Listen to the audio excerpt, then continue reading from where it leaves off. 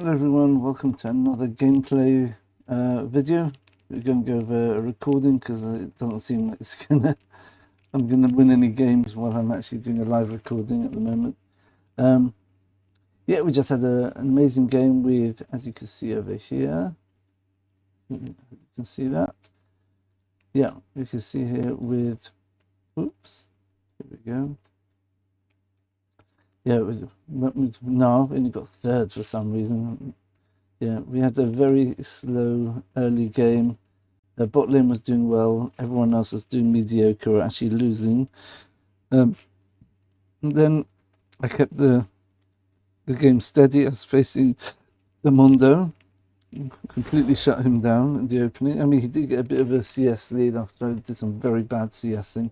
It's not so easy to CS with Gnar because you've got fast attack speed and not very high attack damage. Not to start off with anyway, so it's hard to get it right. Anyway, so we did a very interesting build tailor-made for this team we're facing here. So we started. You're going to see the build, but we went Merc Treads because they've got a lot of CC here. All of them except Ezreal have a lot of CC, so the Merc Treads are going to be very useful. We've got my trademark. I don't know anyone else who builds Gnar like this. Heartsteel with Gnar. It's very good against melee as well. You just keep proccing it over and over again. And I took Grasp of Undying as well, just to buff up my health even more. So I was playing for scaling rather than, quick win, because Gnar is absolute beast late game, as you'll see in the game. Then we decided, well, we'll get a Sheen item. Should we get the one with the slow? The Iceborne Gauntlet or Trinity Force? I thought we're losing too much damage, DPS, if we don't get Trinity Force. And in the end, we took Blaze of the Ruined King as well, so we had a lot of DPS in the game. Specifically got this to help us with Mundo and also keep us alive a bit longer as well for the healing. And then we decided we weren't sure whether we should go into the Titanic Hydra or the new item which builds up Talon, which gives you AD stacking with how much health you're missing, which is a quite amazing item, especially for Gnar, who gets a lot of benefit from AD in his Mega Gnar form. Okay, yeah, as you see, we got 10, 0, and 8, got 287 CS, even though we were roaming around a bit and helping the team, but when the team wasn't doing much, we just kept farming. Yeah, so 287. Wow, not that far ahead, not that much further ahead than Mundo. He was also interesting. He got the Heartsteel, but he's got full tank otherwise. As we can see here, 287 CS, not the best damage. Let's see how much damage we did in the end. MVP, I guess because his kill participation 65.1%, but I was pushing lanes immensely as well as team fighting. I was doing everything this game. Best gold and best KDA. If you look at the side, the little what's it called? Never slacking, 287 immortal, teamfight god, 4 out of 5 team fights. You're master of picks, on fire. Out here at 42,000, so not that much further behind Pantheon actually, and a lot of damage to structures, and most experienced. Yeah. All right, so let's take that away. Right, and we'll go to the end screen here. We'll have the actual game. We'll review the game in a minute. So here we go, and we got Unkillable Demon King, and we got another champion which we haven't died with. I didn't realize I've never died with Gnar before, but now we've done it. It's another one on the list. So 45 champions without a death. Very nice. And have a quick look at the damage. Wow. Okay, Mumu's doing more damage. Wow. Okay, I guess he's ganking a lot. And Pantheon and Xerath. Well, obviously Xerath with his poke, even if he doesn't do well. Yeah, much more gold than the next one. Over 1,000 gold more than Pantheon and Xerath. Very nice. And minions killed. Not that much more before. Over Mundo. And we killed a couple of camps as well. So look, how much damage do we get? Taken 48,000, not so much. Mundo took a lot there. He was single tanking our whole team a few times towards the end. And self-mitigated damage, not that much either. I mean, decent amount, but okay. How much healing do we do with the book? Quite a lot. Okay, what's physical damage? Magic damage, that's from my E. That's 10,000 damage, amazing. That might be from the Heartsteel as well, and... Right. Okay, so let's get on. Well, let's look at the runes quickly. Grasp and Die, total healing 1140. Ah, that's where I got a lot of healing from. And total damage 2,000 almost. We got Demolish. No, not amazing. It's tricky. You want to time your Mega Gnar with your Demolish proc because you've got much more HP there, so you can actually temporarily boost your health. But I don't think we managed to do it very many times. We kind of ended up going back to mini Gnar, and it's not very easy once you're at a turret to get into Mega Gnar because you've got to be attacking things or taking damage. Okay, bone plating, overgrowth 383, nice. Equity and Triumph cost 360 gold and healed us quite a lot as well. So yeah, it's very good runes as well, I think. Okay, let's get on with the actual game review.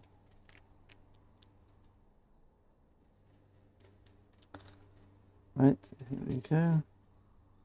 And oops. Yeah, okay, there we go. Yeah, so there we go. No. So he's level 5 now. Ah, this Pantheon was level 19. I like it. Oh, he's got like a special skin and everything.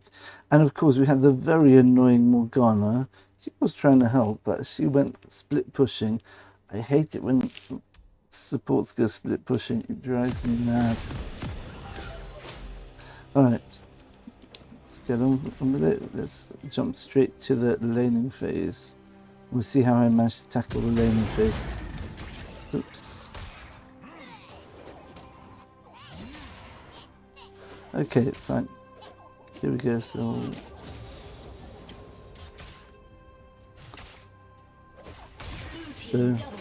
we keep the. We want to focus on my stats. To see what's going on here. 2, 3. See, every time you attack, it keeps the grasp from the undying, and boom. I didn't quite get it. He was quite good at kiting me out when I was trying to get the what's it called, the grasp stacks. So I managed it a few times. Right, so go all in here. Oh, I missed my Q. But he's getting low now. You can see here he gets very low.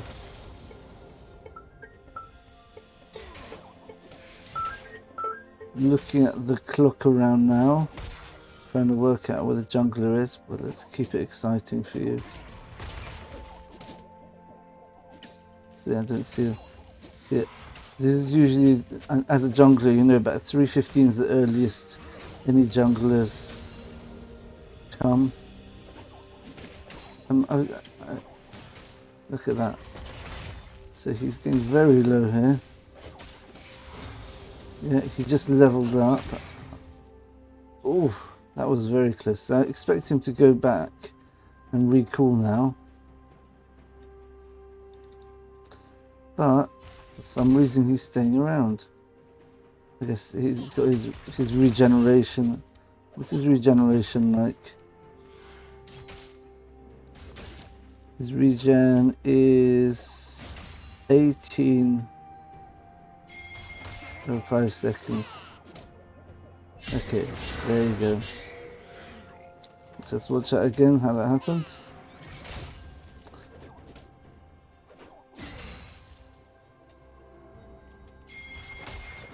So I didn't quite get the jump. I wanted to get the hop because that gives me when you land the hop.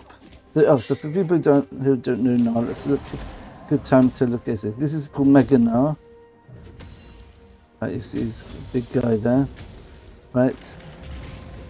And he throws a boulder, which does 140 damage, 140% physical damage. So you see, right? And basically hardly anything with Demolish proc. Probably because it's 4.5 minutes, so that's why I'm not doing any damage to it, because of the recent changes to top lane turret armor. I'm not getting anything too early. So let's have a look. So Nuances throws a boomerang that deals 188 physical damage, which is 125% scaling with AD. So that's why you want AD on Gnar. And the Mega Gnar, he has 135 plus 140% AD, which is a massive amount of damage. That scaling is absolutely insane. Right? In Mini Gnar, he's throwing a boomerang. You probably see me throw the farm with it now. You catch it, it reduces the cooldown. So here we go. Yeah, see, that's the boomerang. Right, just get a couple of other procs. Yeah, see my terrible farming this game. Bit uncharacteristic of me, but I've always got the jump to jump away, so I don't have to worry too much. Yeah, the attack animation of Gnar is slightly slower than RD8. You see, again, missed another one. Missed the cannon, not good. So I did very badly farming this game, despite the fact I got the highest CS. Just shows if you've got good macro, then I can make up for little micro errors. Okay, so let's look at the Mini Gnar passive. So his W is actually only passive. If you look at these red circles, right, I don't want to chase too much because I'm going to miss these minions. I still miss all of them. Completely mistime it. Didn't pick up the rock even. Terrible play. Yeah. Picking up the boulder reduces the cooldown by 70%. Yeah, I'm just ignoring Emuna here. Okay, so let's skip ahead a bit. So the rest of the laning phase wasn't that interesting. They got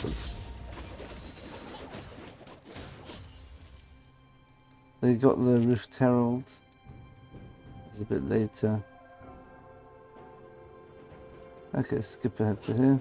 It's quite a long game, so we won't just go for the highlights here. Yeah, so basically the laning phase, I missed a lot of minions, and yeah, another one I missed. Right, so now here I'm doing a technique called freezing the wave. That means I'm trying to only last hit. I accidentally hit it there. So the idea is that when his minions come, they'll either be equal or they'll be stronger than my wave, and that'll push in, causing him to lose CS. Didn't manage quite to do it properly there. Ideally you want to have 4 minions more than you want. So let's say if you've got 3 minions of your minions pushing into them, you want them to have 7 minions if it's around here.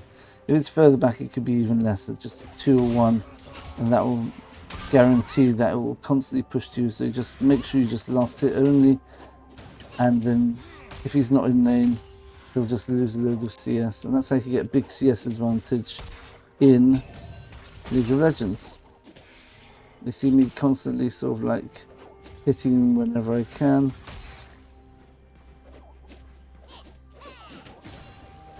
Right, so let's finish off looking at this. Every third attack or ability on the same enemy, that means even if you jump on them or you use the boomerang, deals an extra 20 plus 100% AP magic health, sent max health damage. So we do max health damage. Right, so now I'm trying to get him. Right, I don't quite kill him now.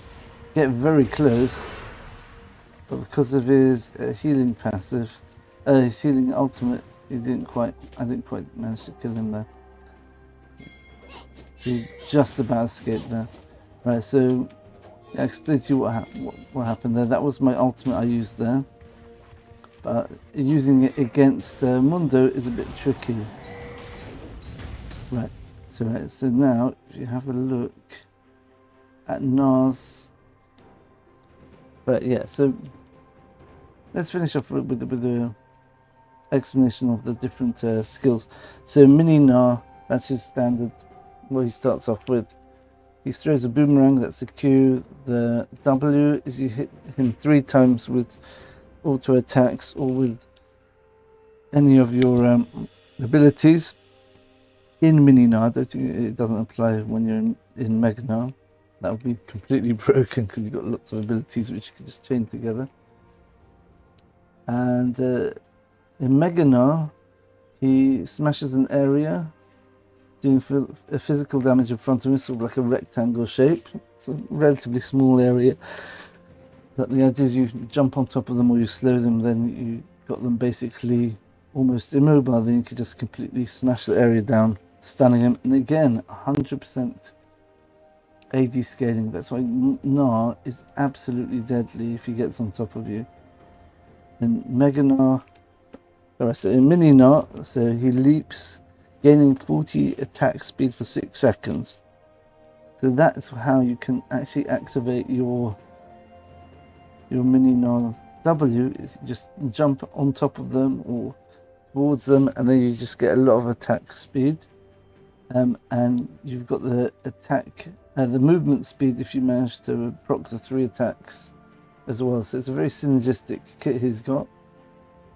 If Gnar lands on a unit, he'll bounce off it, traveling further, bouncing on enemy, deals 181 plus 6% health physical damage.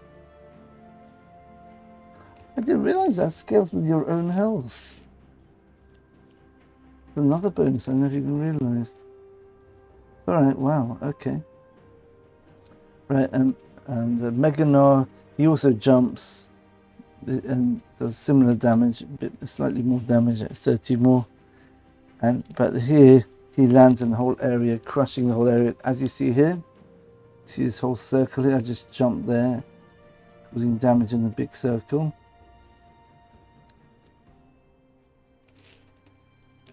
And it slows everyone. Okay, and then this is the big Gnar. Okay, so the Mini Gnar, there's no actual ultimate for the Mini Gnar. It's only improves your hyper movement speed. That's the W passive here. If you hit it 3 times, you get movement speed. The Mega Gnar, this is the fun thing about Gnar. He tosses nearby enemies, dealing 208 and 50% physical damage. Is that all? I didn't realize. Yeah, because everyone thinks, oh no, he's got Gnarred by the Gnar's ultimate, and ouch. You know, that must take a massive amount of damage. It's actually the other skills which do more damage, especially the Q, throwing the big rock. Alright, so you knock them back, you slow them for 45 seconds again. So you slow, you stun. And this also, you slow 35% for 2 seconds. You stun for 1.2. Here you slow them for... briefly slowed by 80%, they don't even say how much time. And here, you're knocking them back and you slow them for 1.25 seconds. But if they hit the wall, they take... 1.5 times the damage, it looks like. Yeah, physical damage and are stunned. So this is what I was trying to do here. Instead of trying to stun him, I thought maybe I should have just stunned him against the wall here. That was a mistake. I was trying to toss him onto the other side of the turret, But the truth is, if I'd have tossed him into the turret, that would have stunned him as well. So, right. So you see what I did first there? I did the stun first, knowing that Mundo's immune to stuns, and then I did the wallop. Let's look at that a bit more carefully again.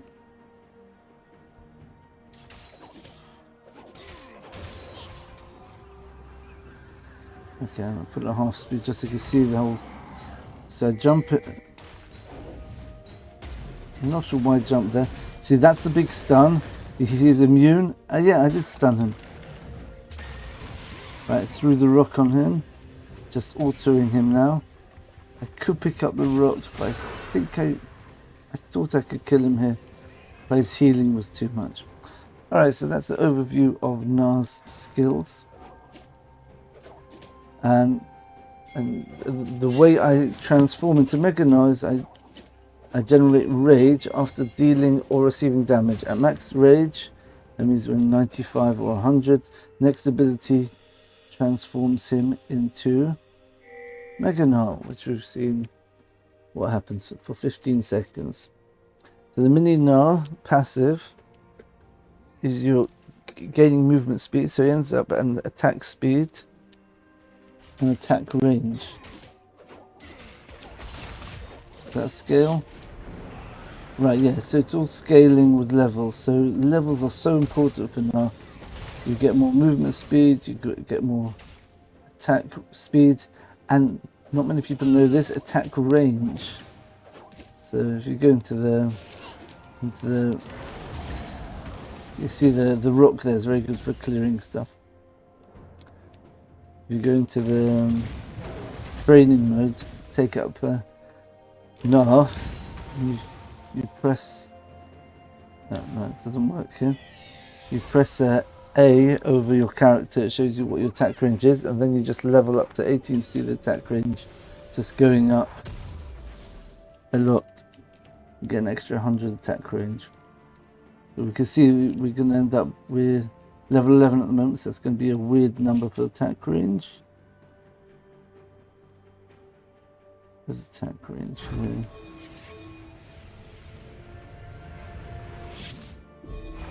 Here's attack range. You see, the base is 175 plus 284 bonus. Right, but the 284 is part of being mini Gnar. Anyway, so they have a bit of a close call here. I think I can. They messed up the herald, so I thought maybe I can hold the tower. So I'm not going to use my Mega Gnar passive on Mundo. Right. Can I do it? Right, so push him out of the way, hopefully scare him away from doing this. The problem is, Nocturne's just killed the turret now. I've got to run away. I'm not sure why he didn't ult on me, but I managed to escape. Okay. So that's that adventure. Okay, so then after this, Pantheon decides to hijack my lane, so I end up going mid, which is a bit uncomfortable. So it means I can't really...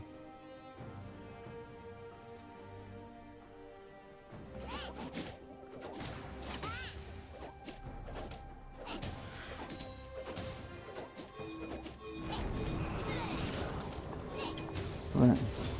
So you see, basically I'm just farming up here. Nothing too interesting. Just trying to hold mid for about 5-10 minutes here till someone actually helps me. As you see at the moment, hardly any kills. Let's have a look at the attack range now. It's 170. That's my base attack range. So now jump, stun him, throw him to the side, boom. I'm not sure what stopped me killing him. I don't know why I didn't kill him. There was a glitch there because I attacked him. I didn't do any damage, which is really strange. I'm not sure what Omuru was doing going in there, but he escapes. So we just get out. Yep, what can I do? Let me give you a hug. Oh, it's so sweet in me. Okay, I stay away. Yeah. I've actually got 770. You see my health regen is actually massive at the moment. I'm regenerating about 11 health every second, which is very nice. Okay, let's finish off looking at the passive. So if you have a look, the movement speed, attack speed. Your attack speed doubles when you get to level 18, and your attack range increases by 100. Mega Gnar is what the passive does. This is the annoying Morgana, so I have to move them out the pool so she doesn't take my CS. Very frustrating. And then she goes pushing bot.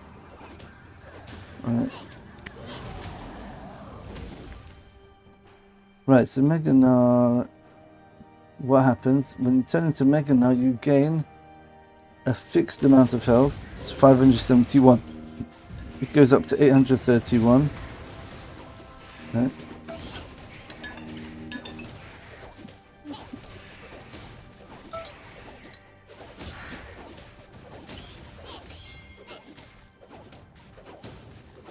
And then you get bonus armor, which goes up to 55, magic resist, which goes up to 63. So you become a tank basically without buying any items.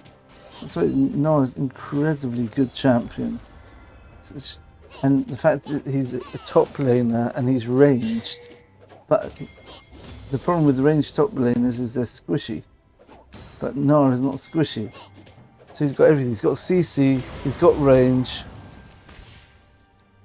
He's got tankiness, and the way I'm building him, you've got Heartsteel. So Heartsteel is the first item I bought. So you can see now my maximum health 2,952.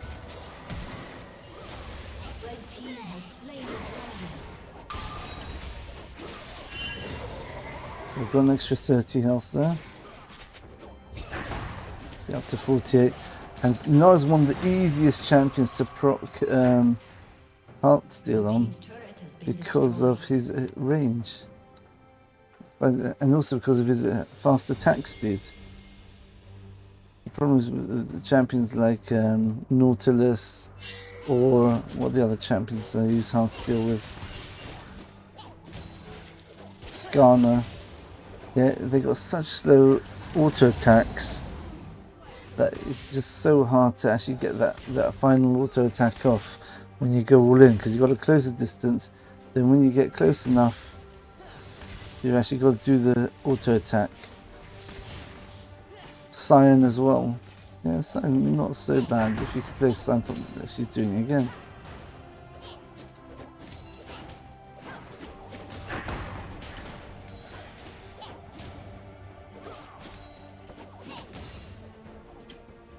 Yeah. Okay, so this is where the game gets good. So at the moment we're 3-0. Can't remember where I am. Oh, of course, because I'm just getting out of here. Because that was just stupid of Morgana to push up like that. And I come around the other way because I'm being zoned off. So now, it's Mega Gnar time. Yeah. So I'm about to go into Mega Gnar, so all I have to do, jump and double stun against the wall. Yeah. Okay, didn't quite get the kill there. Alright, so can we cheat a little Heartsteel rock here? Yeah, I'm not sure what he's doing there. The team's still behind. We'll wait for the wave to push. Okay.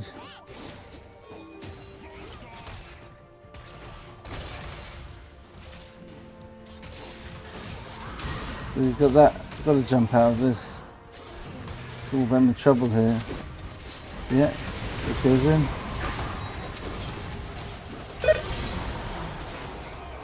You see the Mega Gnar. 131, 128 resistances. 3,893, and we go down to 3,200. They're still quite tanky in terms of health.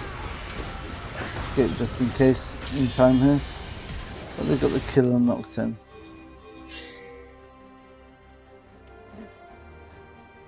As you can see, the Draven, even though he's got a lot of kills, he's the one who's feeding the other team. And Morgana, okay, Morgana's not doing bad, 11 assists. On the other team, the Mundo's the one who's died a couple of times. Xerath, not doing well, and yeah, the Zyra's doing terribly. So that's it's basically Zyra is the main difference between the two teams. And we've got a strong Draven, but he's bent the other team so much. So in the end, I decided to split push bot. Right, so I'm pushing up here. Problem is, everyone is taking their time. They're walking off to the side, just walking. They need to be pushing this much quicker. I push it into turret, but I don't want to push forward because I don't see anyone on the map. I was worried that I was going to get grouped on with possibly 3 of their team. Didn't happen in the end though. Used my head and got out quick. I tell them to go for whatever objective they're doing because there's 2 bot.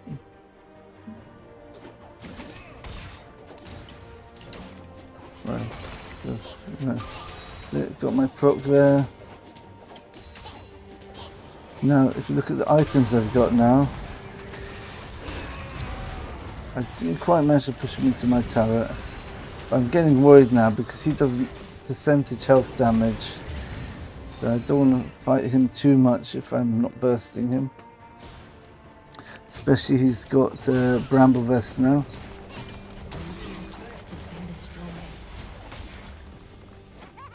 We've got a few procs here.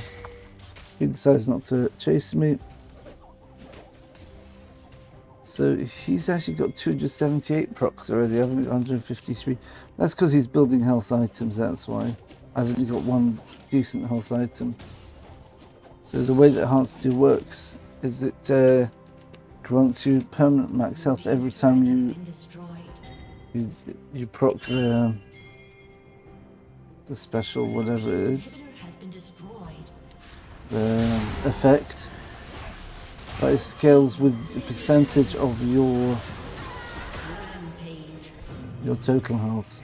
So he's obviously got more health than I do.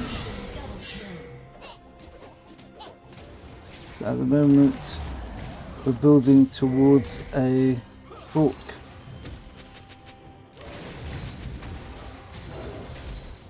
There's the W stun that you saw at the end.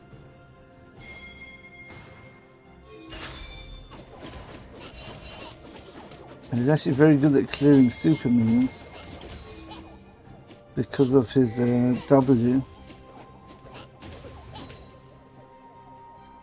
So what are we doing here?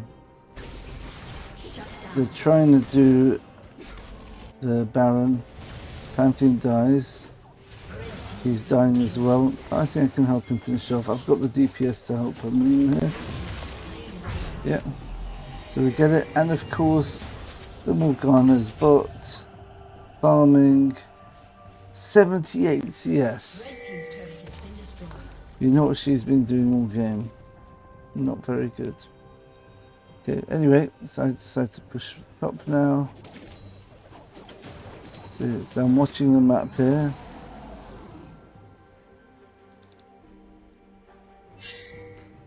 So I've got more attack speed and healing.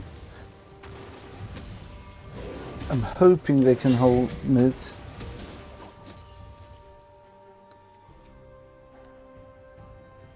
Yeah, 1 down. So that we've only got 3 mid. Pantheon's going bot, which means our mid lane is very, very vulnerable now for a big push. So I just keep pushing. Ah, so Mundo, if someone would have stunned the Mundo there, that made life much easier. But I decided to get a couple of cheeky procs, knowing I've got the wave with me with all these super minions. Yeah, slow him down. I don't manage to get the... Yeah, there you go, you see there's Mundo's spell immune thing. I'm not going to risk it.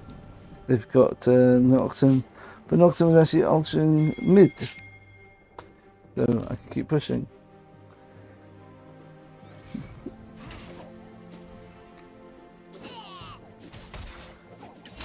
There's another proc on the Heartsteel. Heartsteel's now giving me an extra 215. Here's Zyra. So I managed to get the third proc on the Krug there, making sure I do a massive amount of damage to it and actually kill it. So I'm telling them, so it's me who's doing the pinging here, as you can see in the chat here. Gnar wants you to push forward, because I can't push forward if mid's not pushing forward. See, the idea is with Baron, you want them to push as you push. Right? So the fact is, they're about to die. You see what's happening here? They've got 4 mid, which means that I probably can take this turret. But Ezreal decides to join in. I'm a bit worried here now because I notice people getting killed in mid lane. So I know I can't stay here because they're going to rotate up and try to kill me. So I just kite the camps and go back. Yeah, so my whole team's dead, so definitely just recall now.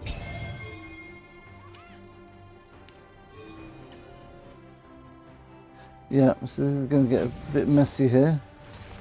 So I had to come back, otherwise we would have lost the game. I've got to save the game here now. Right, so Mega Gnar's very scary. And now we've got an exposed Nexus. I forgot about that. Can we win with an open Nexus?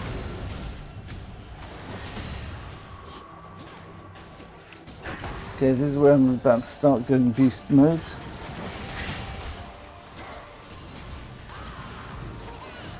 There's the double jump there. Get a nice kill there. Get the slow there. So now we're 404.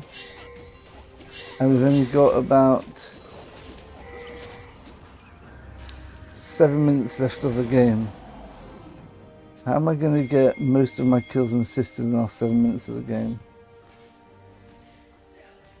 Yeah, and one of the minutes was actually helping with this dragon. So we go there, there's no one there. Just wanted to give them a bit of extra damage before, if we decide to go in, but they weren't even doing it. I got my Bork, Triforce and Heartsteel now, so I should be ripping through Mundo here. I'm a bit scared because I want to keep my deathless score, so maybe I would have otherwise been more adventurous, but you can see being more cautious is probably better in the long run.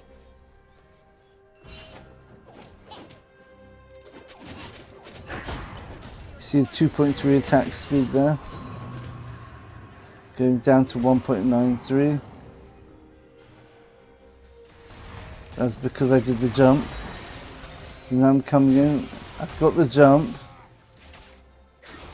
Right.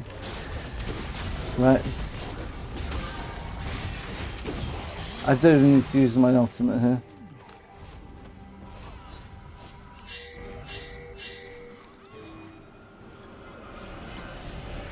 Right, now here it gets a bit dodgy because I'm trying to rush out to defend.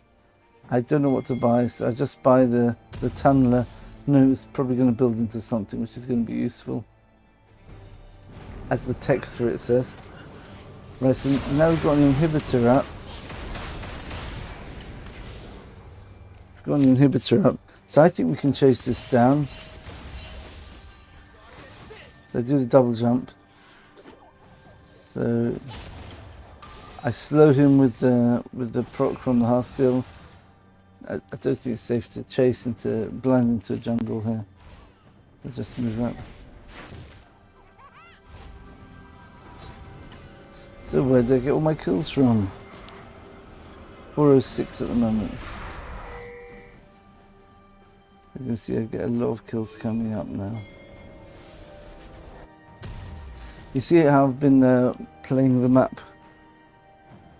I've been watching the lanes, watching who's where. When I was pushing top or bot lane, I looked on the map. If I saw people on the map in mid lane fighting, then I know I'm safe to keep pushing, which is what I did in bot lane. Bot lane I stopped, but later on top lane I kept pushing because they had 4 mid. But Ezreal was actually there. Very nice of her to shield me, but I'm very tanky, so she didn't really need to do that. So now I notice Amumu coming in. I notice Pantheon coming in. So I think, why don't we just go all in now?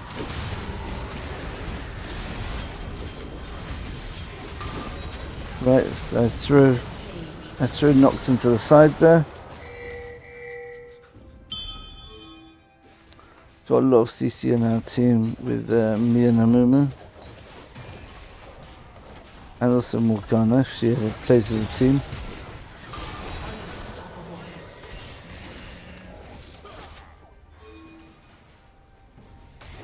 You see, so now I'm gonna try demolish proc. But I do double jump, which slows them, and we get another Heartsteel proc, another kill. Up to 486. I don't manage that on the tank usually.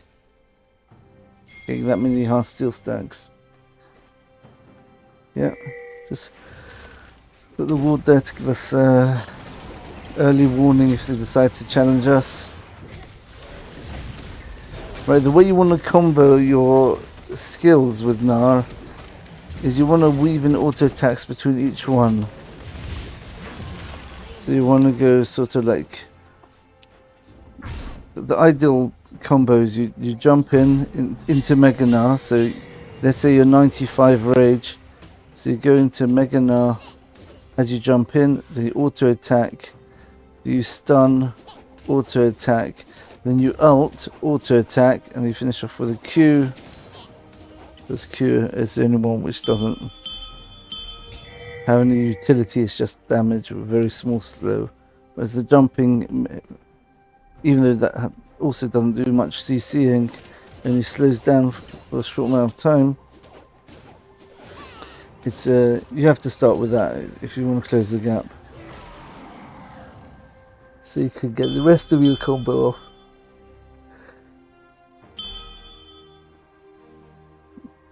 Okay. Yeah, I'm looking there. I can see the mid's not pushing. It's pushing very slowly. So I decided to just join TP to the Mumu, as opposed to wasting my time against Mundo on top. So we easily get this turret now.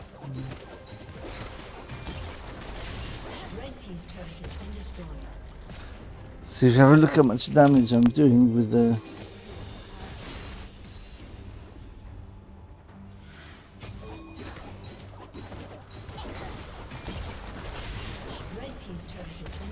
That was a lot of damage I did here. 3461. And before.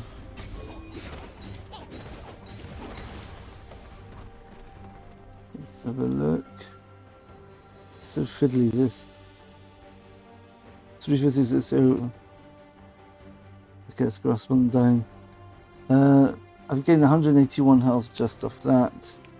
340 off that, so I've gained 500 health, which is a lot considering it'd be only 4,000 as opposed to 4,500. That's about a ninth of my total health is just been grasp of the undying and overgrowth. This is reduced 776 so far. Right, as you can see, bonus damage so far is 100 plus 35 of your maximum health. So you're figuring that's an extra 1,500 and an extra 1,600. So this should shoot up to about 4,000 now, I think. Oh, not so much. So I'm not sure why it didn't do so much. It does it actually do true damage? I suppose physical damage, but we have to remember the... Yeah, there you go. So I just do this by myself here. But then I notice a fire's going off. If we lose this fight, it's not going to be good. So I come back. I'm almost Mega Gnar, double jump. I haven't used my ulti yet. Should have pushed him this way. Anyway. Just smash him up there. So flashing, he flashes. 3, 4, 6, 1. That's 1,000 damage I did to the turret there. And turrets are 3,000. 3,000? Wow, so the third of the damage of the turret there. Okay. As you see, I've actually built myself a Hydra. Going towards Titanic Hydra. So do a nice triple stun into the Nexus and just finish off with a flurry of little kills there. There you go. Nice game. Okay. So thanks for watching, everyone. And look. I wanted to see one more thing here.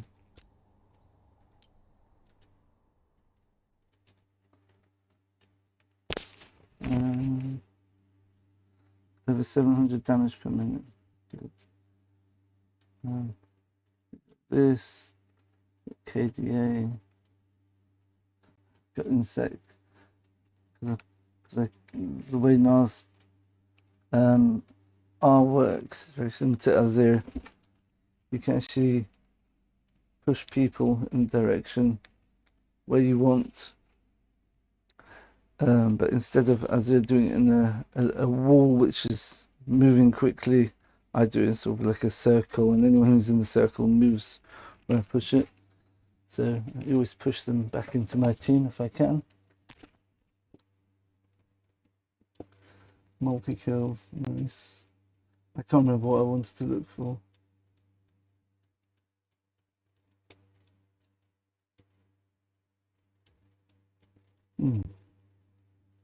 Stun and gun. Okay. I can't remember what I wanted to say. It's a shame. Alright. Another S on Gnar. He's a very, very good champion. I highly recommend anyone who wants to try something new in top lane, which is strong. He's got everything. He's ranged, he's tanky, he's got damage, he's got CC. You've got various build paths. You can build him full tank.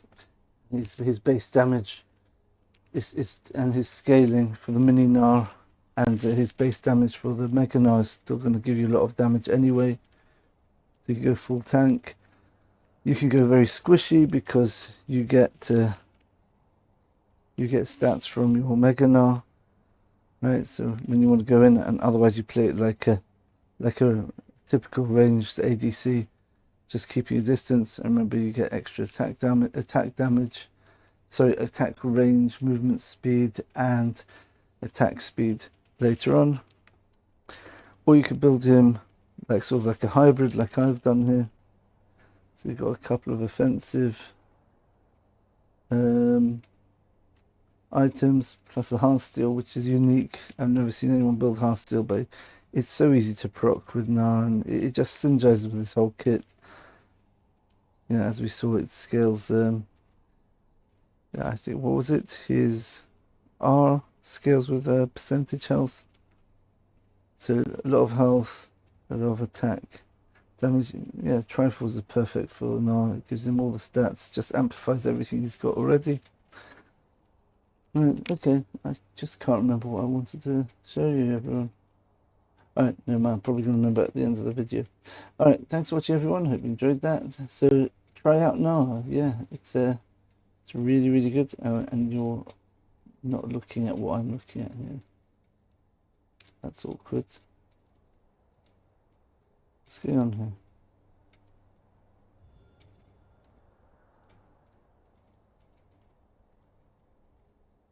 Huh. Strange. I wonder why that's stuck there. Alright, never mind. Alright, thanks for watching everyone, and we'll see you in the next video. Bye for now.